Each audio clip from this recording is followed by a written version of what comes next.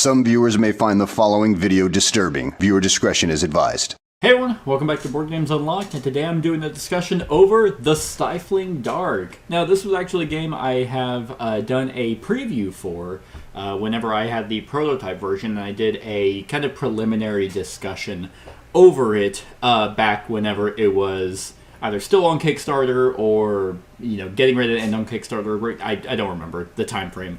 Anyway, I had played the prototype version of this, and now I have the fully produced copy of the game, and I'm here to give you my thoughts on The Stifling Dark.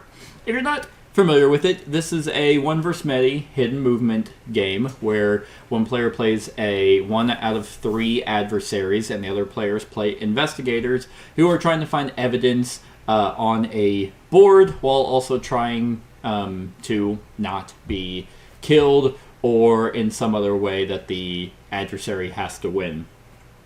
And here's the thing. Hidden movement games, at least for me at this point in time, are very difficult for me to not necessarily like, but for me to like above the others that are kind of staples of my collection. So, Fury of Dracula, Letters from Whitechapel, I have another one called Anomaly, but I haven't played that one in a while, so I don't really remember. But those are kind of like the two that I'm like, yeah, these are the ones that they're just really good, and I'd rather just play these. And I've played some of the newer ones that have come out recently, and they just haven't really hit for me. Mind Management, I'm not the biggest fan of. Sniper Elite, not the biggest fan of. Last Friday was okay. So it's like, it's more of just a, maybe this isn't a genre for me anymore. But I gotta say, Stifling Dark is really good. Like, it does a lot of things really well, I should say. There are some decisions of this game that I'm not the biggest fan of, but it is kind of a breath of fresh air because this game runs on a gimmick. So, the gimmick of this is, and I'm gonna pull all the stuff out.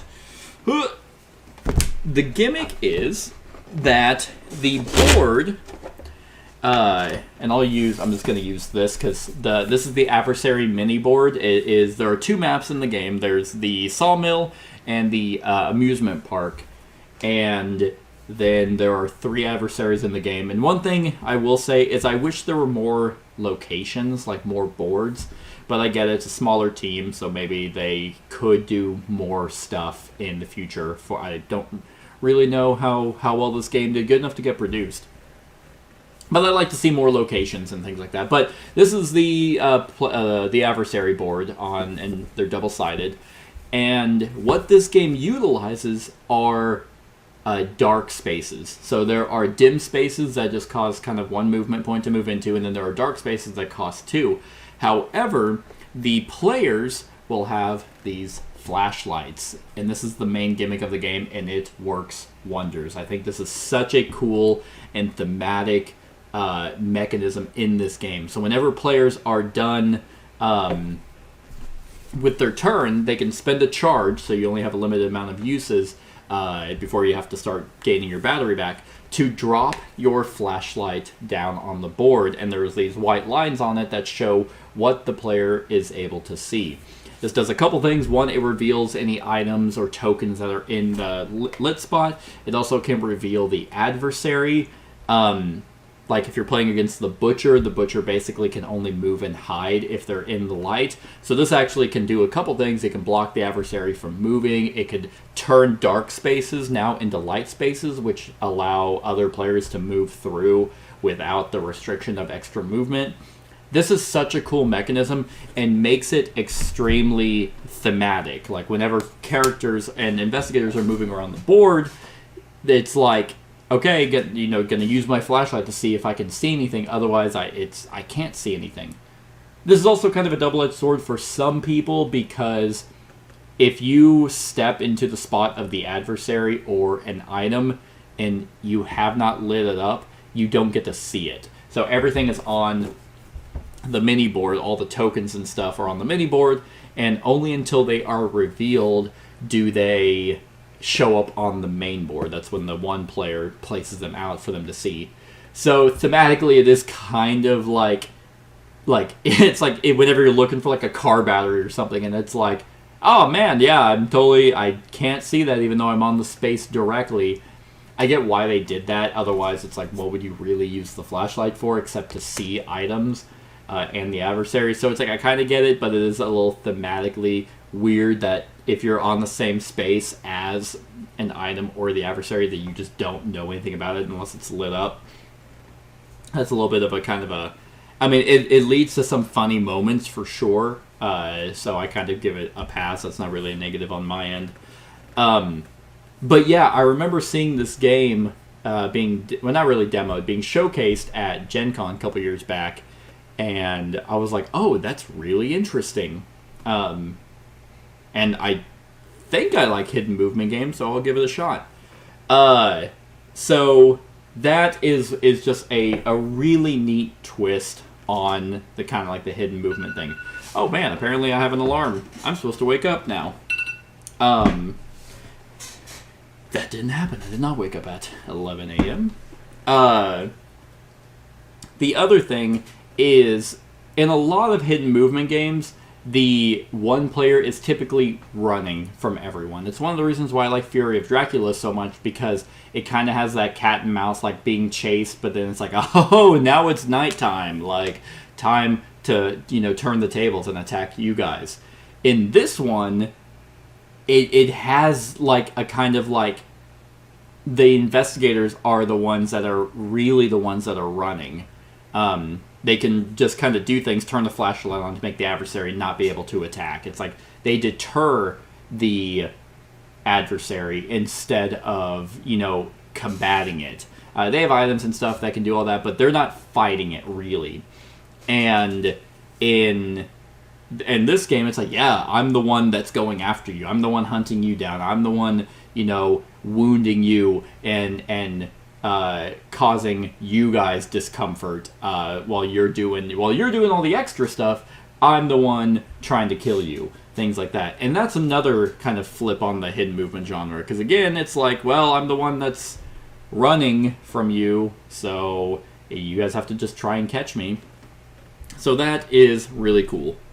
So let me go into a couple things that I'm not the biggest fan of in this game, and I'm pretty sure they're the exact same issues I had with the production copy, or the prototype copy, although more finalized.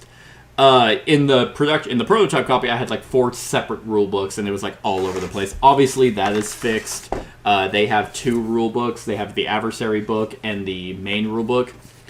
I actually am not the biggest fan of how these are written. It feels like the core rulebook has stuff kind of a little all over the place. It wants to be minimalistic and not overload you with rules, but then there's a shit ton of tokens in this game, as well as it's like, okay, well, here's some rules for the adversary setup, but actually go into the adversary book and look into that. And then, so you are kind of going back and forth. And this is something that a lot of Kickstarters are doing lately, where if you just need to look up a question, you don't know which book you're in. It's like, hey, what does this token mean? Okay, is that an adversary token? Is that a player? Is that a board token? Is that an investigator token? Who knows? Just have fun finding it. If you're trying to find icons, it's like I don't know where they're at. So the rulebook does just enough to teach you how to play, but I still feel like that you're going to be in this a little more than you really should be for kind of actually how simple this game is. So that's not the best. I really like, there's people that you can hire to write comprehensive rulebooks. It's not the worst. Like, it's not like I'm sitting there like I have no idea what to do. You will grasp how to play the game, but you're still going to kind of feel like, I don't really know what that is. Like a good example, and this could just be a user thing. When I first played this, I could not find where the adversary starts on the board. That's a pretty big thing, and you would think it'd be in the adversary setup. I literally could not find it, and I'm sure someone's gonna be like, it's actually on this page, and it's most likely in here. But the fact that it wasn't so obvious to find is like a very like annoying thing. It's like, that should be a big deal. Everything else is described in setup and stuff, but something like that as like, where do I start as the adversary? Anywhere? Because if it's anywhere, okay. But yeah, just little things like that. You're gonna, like on the back of the core rules is like map features, but like not all these map features. Like those are also in the in like the map in the scenario section. And then they have a whole example around how to play, but then it's like the player boards and cards description, like what the cards and things mean. Those are in the middle of the rule book instead of at the beginning. So it cuts to like, okay, here's the investigator and adversary setup. And then it goes into, okay, well now here's setup changes for different players. Then it goes into the round structure and concepts. Then it goes into how the investigators play. But then it doesn't go into what the adversary does on their turn, because you have to go into the adversary rules. And one thing about this game that they should have done is, obviously the adversaries should play different, 100%. And they do, and that's fantastic. But they needed to have, like, core rules. It's kind of like an asymmetric game, like Root, for example, where it's like, here's general rules that apply to everything. Here's how every faction piece moves. Got it. Anyway, now here's the specific rules about your faction. That's how it should have been, and it doesn't feel that way. It's like they completely omitted the adversary and the core rules because they had the other adversary rule book. Whenever it's like the adversary rule book, at least to me, should be like how your adversary plays differently. So it's just the rulebook's just not amazing. The other thing is, and this kind of is all my main issues really pertain to kind of setup. And one thing, and I mentioned this in the prototype because I remember it being brought up whenever I play tested it. Depending on the number of players, the adversary has points of interest tokens that they place secretly on the map. And these points of interest are these yellow circular spots. And the points of interest will be kind of items that the characters can find. And you place them up to 2 spaces away from each of those. So in the sawmill, there'll be 5 points of interest tokens. Okay, well, those are there, and that incentivizes exploration. If the investigators want, if they want items, they're going to have to go out and find it. But the way the setup works is, depending on the number of players, let's say you're playing with 2 investigators, they get to pick 2 of those points of interest and have those tokens removed, and the players start with those items. Here's my problem with this, is, let's say this is this is the sawmill. The characters start down here, and they will always start down here on the green spots. And the adversary, or the points of interest, are here, here, here, here, and there. So those 5. Well, if they pick these 2 up at the very top because they always start down here, there is no reason for them to ever go up here, because they're only going to need a certain number of evidence tokens. So just by removing these 2 tokens, the characters have no reason to go to the lumber shed and the kiln. Because it's like, well, we can go to the office, we can go to the garage, and we can go to the sawmill itself to get our investigator token or evidence tokens that we need. There's computers in every single room here, so yeah, just by having setup alone, be like, we're going to take those 2 tokens, you cut off half the board. I really dislike this because your board in a game like this you should incentivize investigating. You should incentivize, like, well, we know items are up here. We exhausted all our items down here. So, like, why cut off half the board? Especially where your starting position is always the same. It is always down here on the green spots. So there's no reason, unless you're playing a full 5-player game, which we'll get to that in a sec, where you need all the investigator tokens, that it's like, like if you're not playing with 5 players, then you're not gonna ever have to go up to the top of the board. I think that's kind of annoying. So that's kind of disappointing. Instead of just having all the points of interest tokens, why not just hand out a certain number of items to the players? I mean, theoretically, you could just house rule it, and I might do that, where it's like, okay, like flip over how many points of interest. Okay, there's 2 investigators, you get 2 points of interest. I'm just going to take 2 random ones from the pile and flip them. And, oh, it's 4 items. Okay, here you go. Here's 4 items. That's what you guys start with. And you can get more.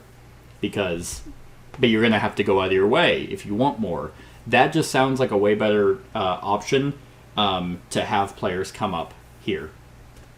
The other thing that I wish that they had about, like, the boards is there's not enough customization of it. Like, so there's light switches in every single room. That's fine. These are buildings. They have light switches to make the rooms bright.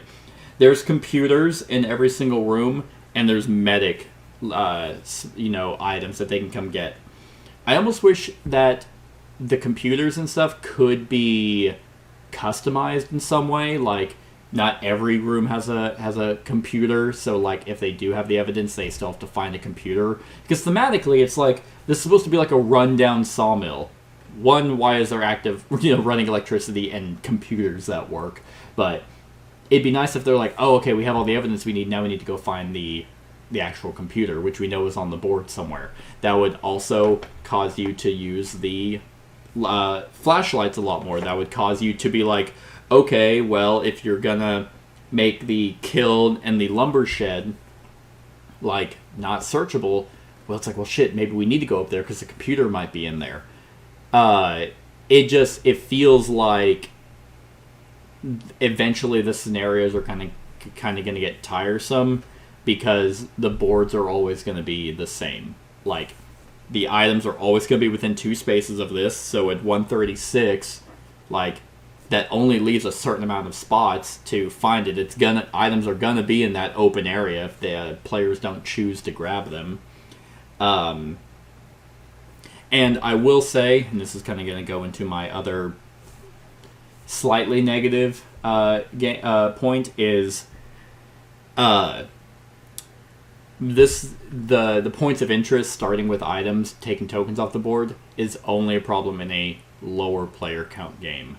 It does feel like this game is meant to be played with 5, meaning the 1 adversary and 4 investigators, because the way the different setup works, for example, it's so how much evidence is required to be turned in for the investigators to choose their objective.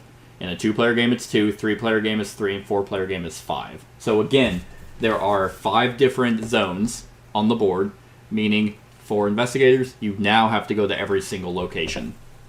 Number of points of interest the investigators start with. A 2 investigator game is 2, 3 is 1, and 4 is 0.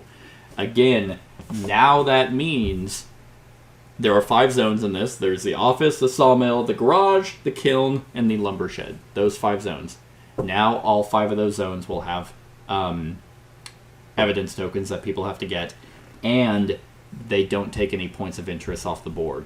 So my argument of being like, oh, take the top 2 because you're never going to have to go up and investigate in a 4 investigator game with 1 adversary, so a 5-player game, all that is kind of moot. Which means that if you're wanting to play this game with lower physical people, you're probably going to have players run with multiple investigators, which is not hard. Like, it's not like the player turns are so complex that you're like, that's too much to handle. It absolutely can be done. But if some people don't want to run multiple investigators, then I think you are missing a lot.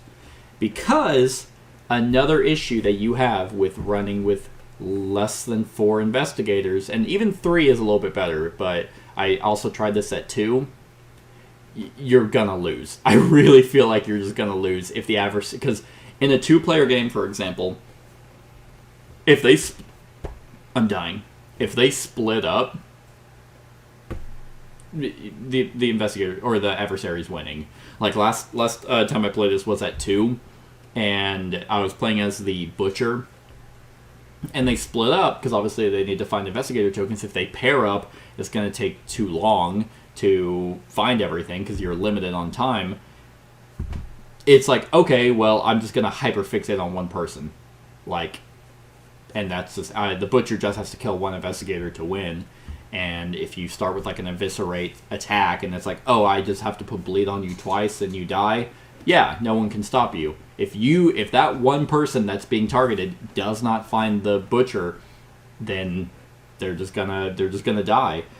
Thematic, I mean, it makes sense. It's like, well, yeah, you're alone and you're being targeted by this one crazy guy with a hook. But again, what's really cool about this game, I'm gonna turn it slightly into a positive, is when you have multiple investigators, there's a lot more coordination. And this is so obvious. It's just like, well, duh, it's a cooperative game. You can coordinate.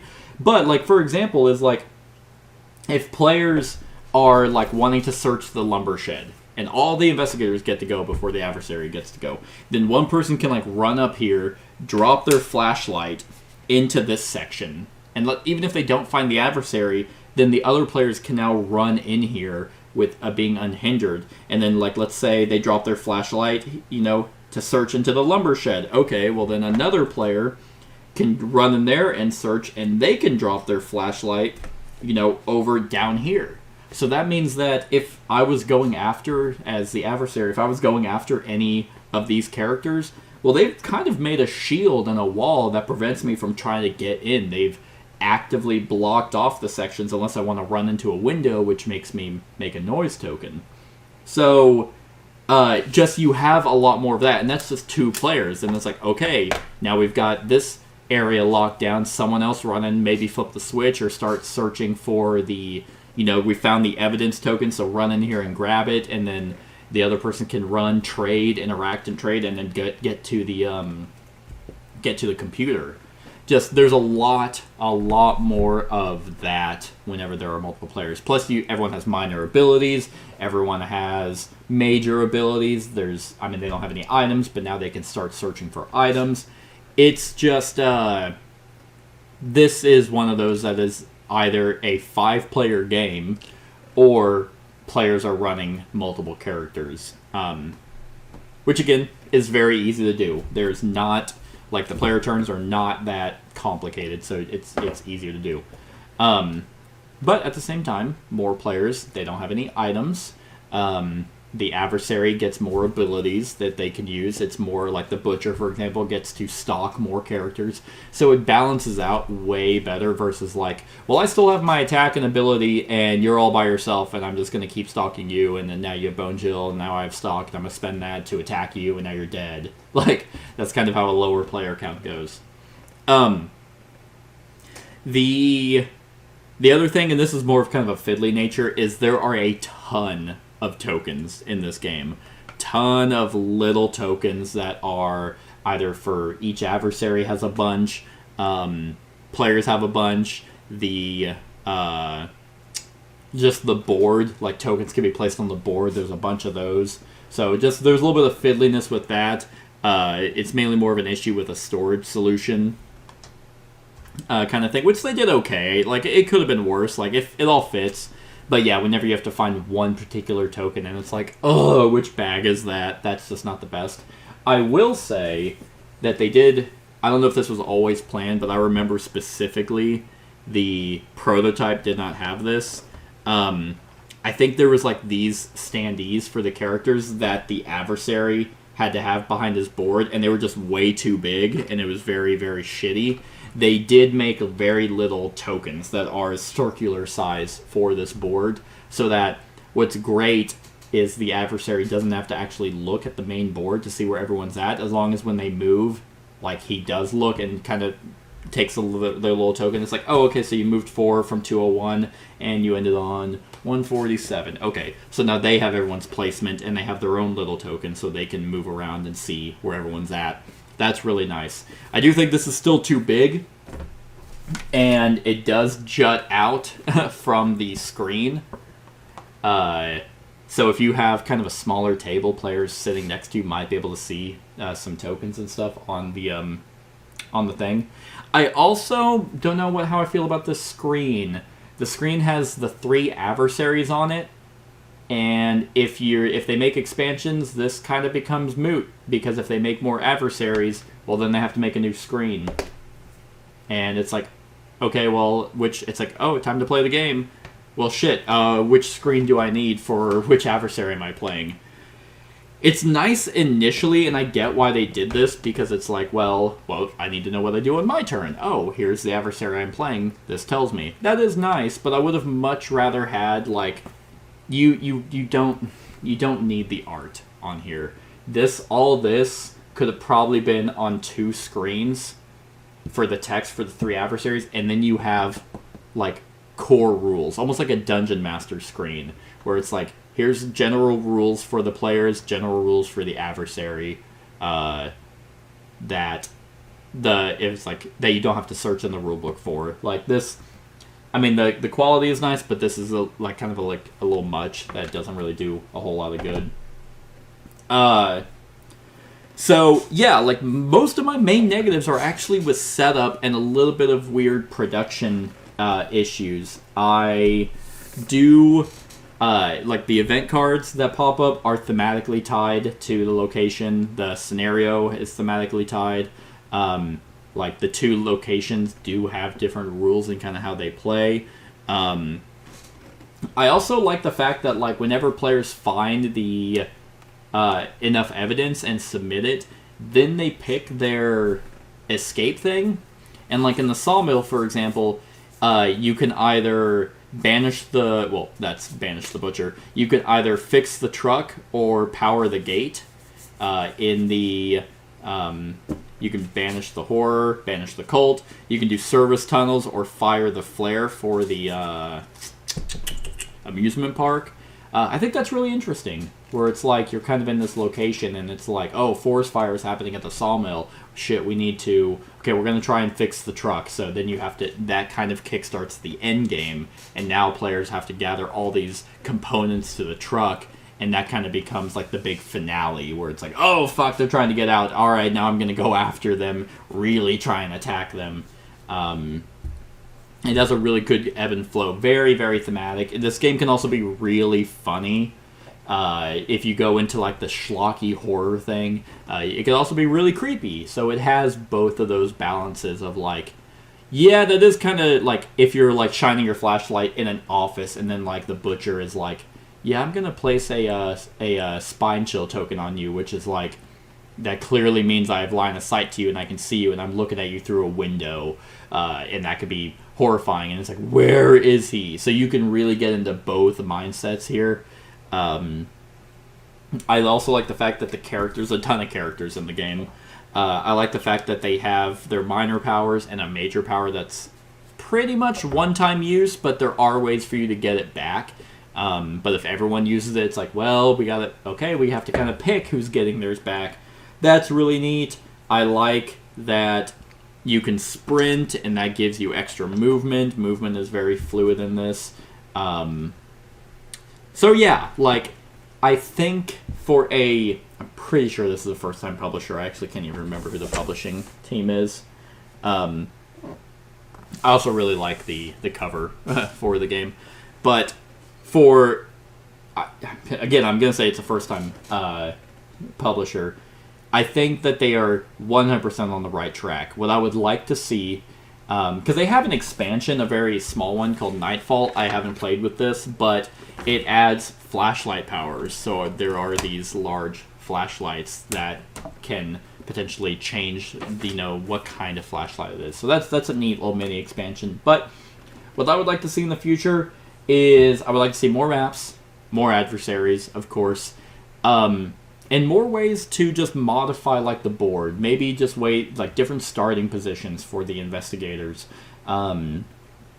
More tokens and stuff that like characters and investigators can find. So it's just not a lot of dead space where it's like, yeah, you just really want to go to these buildings. That's pretty much it.